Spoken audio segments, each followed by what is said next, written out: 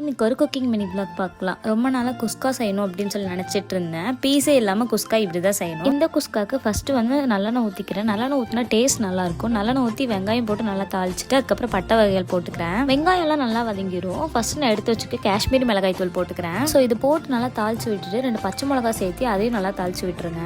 ஒரு கைப்பிடிக்கு பாதி புதினா போட்டு அதையும் சேர்த்து தாளிச்சு விட்டுறலாம். இப்போ நான் ஒரு விஷயத்தை பற்றி பேச போகிறேன். கமெண்ட்ல வந்து பார்ட் டைம் ஜாப் இருந்தால் சொல்லுங்க அப்படின்னு சொல்லி கேட்டீங்க. ஸ்க்ரீனில் தெரியல நம்பர் நோட் பண்ணி வச்சுக்கோங்க. ஏன்னா அது ஒரு பார்ட் டைம் ஜாப் தான். ஒர்க் பார்த்தீங்கன்னா ஃப்ரீ டைம் ஏர்னிங்ஸ், எந்த விதமான ஏஜ் லிமிட்டும் கிடையாது, எந்த விதமான டைம் லிமிட்டும் கிடையாது. இது trusted platform, safe and secure 24/7 work இருக்கும். ஸோ நீங்களும் இதில் ஜாயின் பண்ணணும் அப்படின்னா ஸ்க்ரீன்லேயே வந்து நம்பர் கொடுத்துருக்கேன், கமெண்ட்லேயே பின் பண்ணியிருக்கேன், டிஸ்கிரிப்ஷன்லேயும் கொடுத்துருக்கேன். ஏன்னா போட்டதுக்கு அப்புறமா இஞ்சி பூண்டு பேஸ்ட் போட்டு சிக்கன் மசாலா கரம் மசாலா போட்டு நல்லாவே தாளிச்சிட்டுக்கலாம். கூடவே தேவையான அளவுக்கு உப்பு சேர்த்திட்டு தயிரும் ஆட் பண்ணி நல்லாவே தாளிச்சிக்கலாம். இதெல்லாம் வந்து நல்லா மிக்ஸ் ஆனதுக்கு அப்புறமா 2 தக்காளி எடுத்து வச்சிருக்கேன், அதையும் சேர்த்துட்டு தேவையான அளவுக்கு தண்ணி சேர்த்துட்டு அரிசியும் போட்டுட்டு குக்கர் முடிக்கலாம். நான் எப்பவும் போல 3 விசில் விட்டு இறக்கிட்டேன். சாப்பாடு பார்க்கவே உதிரி சூப்பரா இருந்துச்சு. நீங்களும் ட்ரை பண்ணி பாருங்க. நெக்ஸ்ட் வீடியோல பார்க்கலாம். டாடா பாய். சொல்ல மறந்துட்டு அந்த ஒர்க்ல ஜாயின் பண்ணிக்கோங்க.